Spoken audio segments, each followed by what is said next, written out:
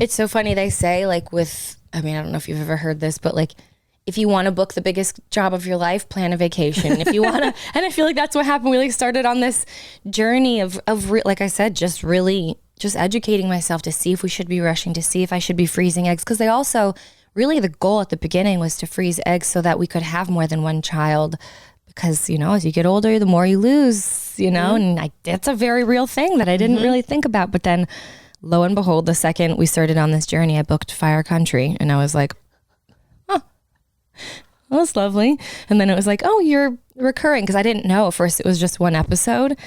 2 years ago, it's crazy. So it's been 2 years. I booked it like Halloween weekend was my first episode of season 1. And so I'm like, okay, so it's one episode and you don't know when you're recurring on a show. You have no idea. You're like just always living with like that constant limbo, yes. But then trying to be okay with it. Yes. So that's why when we were like trying to book this, I'm like, oh gosh, I'm filming something next month and I have literally no idea what day. It sucks. You literally just have to be like, but you have to learn how to like be calm in this like constant limbo.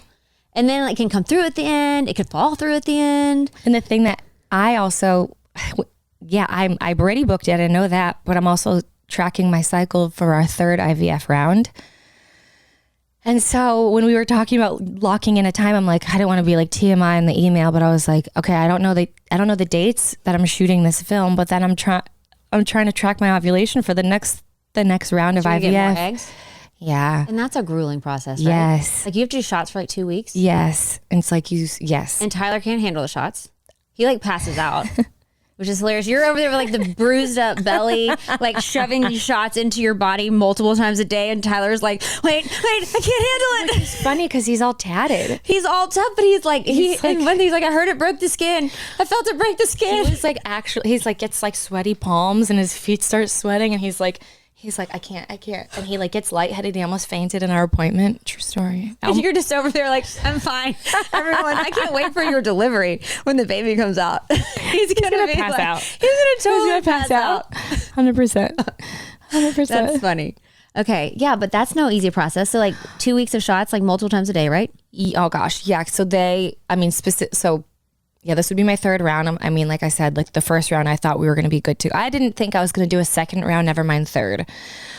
It's a lot. You just have to like carry around your medicine and on some of it on ice. I could be like, if you try to go to dinner, you have to be like in the bathroom, bringing out your needles and your alcohol swabs and your needle disposal kit, it's a lot. Your tummy gets very sore. And then because the eggs are growing at different rates, they try to keep you from ovulating. So then they add another shot in the morning. So then and then the dosages, when you're like breaking up the dosages. So some days you're doing like within like 5 shots in a day because like one of the vials has only 300 milligrams in it. And so that, everyone's gonna be like, what the fuck do I care about this? Job to figure this out. Oh, you have to write it down. You have to keep a journal.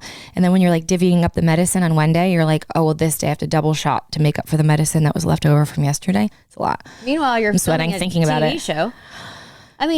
Talk about like having to switch your brain on and off.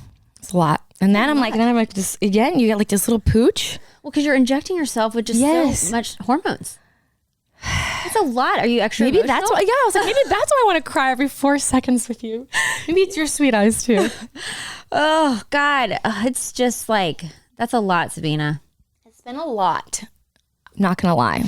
So you and Tyler met at Stagecoach. Yes. And that's what spawned Cowboy Tears. Yes. Because you guys were hanging out and then he walked up with a face mask. Yes, you're good. And you're like, who is this handsome Zorro? He was dancing behind me. Are you handsome? Let's see. Yes. You're good at this. I just love to hear people's stories. And this gives me like the permission to get all freaking nosy with people, which you can't do in real life unless you're Jim Carrey. I have to show you. At a Halloween party. Carrey, that's true. Mm-hmm. Okay, this is Tyler. So he's got this song on Spotify called Real Love. Okay. So you're his muse all the time. I'd like to think so. Yeah. And in this video that plays, I just typed in Real Olive. This song, this thing that plays in the background, this is Ty dancing before we met. This is me and my friends, and then that's Ty hopping behind me before we met with the bandana on. So this is like, he strategically... In case we want to show this, can you see this? He strategically danced behind me. No, I feel like those influencers, this lipstick, and Okay, well, okay. So this was before we ever met. And I was like, my friends were like, that guy's so hot. So was he just jumping around like a crazy person? Bopping around. So by himself? With actually who ended up being one of our groomsmen. So Dustin Lynch was performing. Okay. Come here. Ruby. Oh my goodness. Come on, Rubes. Come over here. Come on. Come on. Yeah. Oh yeah. So Dustin was performing and Ty had just been on tour with Dustin. I didn't know anything about country music, like at all. Because you're just like living in LA straight up. Living in LA. I knew nothing. I was actually going through a really bad breakup. This was that season. I've only had 2 boyfriends before Ty. Was this the bad breakup or? This was. Do you have 2 bad breakups? This was. Just a regular heartbreak breakup? Yes. Not like a betrayal breakup. Yes. Not like. Exactly. Okay. This one was just like my heart's broken. Yes. Okay. Exactly. Okay. But so yeah, I've only had 2 boyfriends before Ty. And so and I was like not ready to meet somebody else. And he's just bopping around next to us, just hopping up a storm. And my friends were like, that guy is so hot. And I was like, he's all tatted. I don't know if that's my thing. And he had this bandana on his face and we're like. So they didn't see his face. They just thought his presence was hot. Presence was hot. And his body, his tattoos, his eyes. And we're like, what if he pulls that bandana off? So he became, I was like, yeah. We're all very curious. He also just kind of came out of nowhere. But the story what if starts. you pull the bandana off and what's there? No teeth. Yeah. Or mug. Mug? Just like an ugly mug. Oh, mug. Ugly. Yeah. Like, yeah, 100%. Yeah. Well, you know, it's actually funny. The story starts before this, which I didn't know. So Tyler had seen me on Friday of Stagecoach. He saw me walk by backstage and he was like, she must be with somebody. And I guess he like looked at me when I walked by and I didn't look at him. So he's like, she's with somebody. And then on Sunday of Stagecoach, he was on stage watching Dustin because he had just been touring with Dustin Lynch and he saw me in the pit dancing. He's like, that's the girl. How does he just see you everywhere at these very crowded places? Well, the backstage area at Stagecoach isn't like as crowded as like Coachella and stuff is. It's like. I'm just saying, he like locked eyes right away. He felt eyes.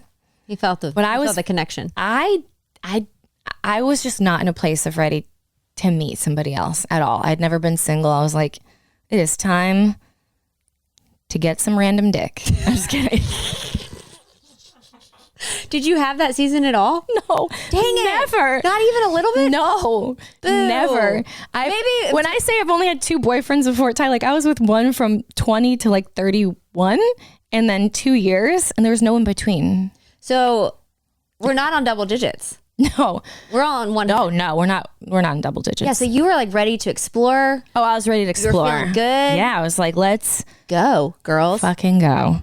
And then here comes this tatted gentleman, comes over and he's like, takes his bandana off. He's like, he's introduced himself to y'all? And he's like, do I know you from somewhere? Stop. And I don't know how to flirt because I haven't really ever been single. And I was like, do I know you from somewhere? I just like repeated everything he said. And I was like, you look familiar too. And he's like, maybe we follow the same people. I'm like, maybe. And we just like, he's like looking and he's just, I could see his like little muscles flexing and he's like looking at his phone. And I'm like, just to see if you follow the same people. Is this how people date? He's like, maybe okay. But there's no service. Yeah. So I was like looking at him. I'm like, maybe this is going to be my one night stand.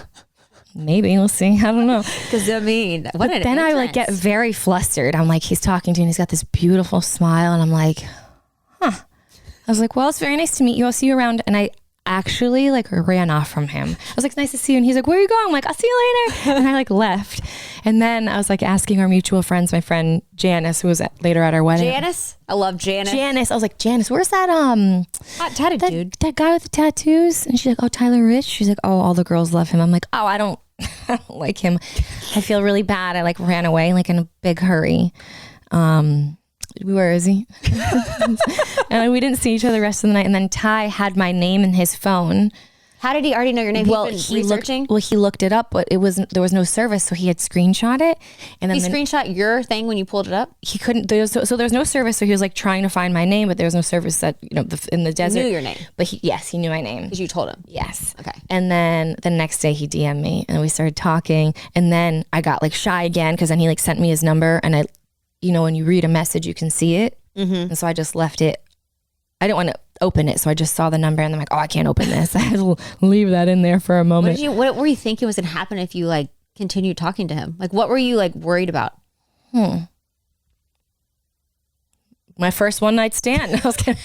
Yeah, just you're back out there in the wild. I think I just wasn't ready. And I just like really had like a crush on him. Yes. So then we start talking only on FaceTime because he was in Nashville and he's like, you should come out here. I was like, that sounds like I have to spend the night. That feels scary. Risky business here. Risky business. So is he already gone from LA? He's gone from LA, but what he actually was being serious, this is actually really sweet. I was in the Entourage movie and that had just come out. Just so cool. And he had seen it. So he knew it was you? And he didn't know it was me, but he meant it when he said, you look familiar. And he couldn't piece it, but he was actually being sincere. And then the next day, he went researching. And then he apparently, I don't know if this Did he is fall in love with you in the just movie? a line, but he said he remembers seeing me in the movie being like, I love her. Yeah. And then he saw you like the next day? Yeah. Well, like a couple months later. Like he had such a strong love, he manifested you into his But he was field. like, I remember looking at you in the movie and being like, wife. Future baby mama. Yeah. That was it. I'm not surprised at all. But then we were engaged a year later.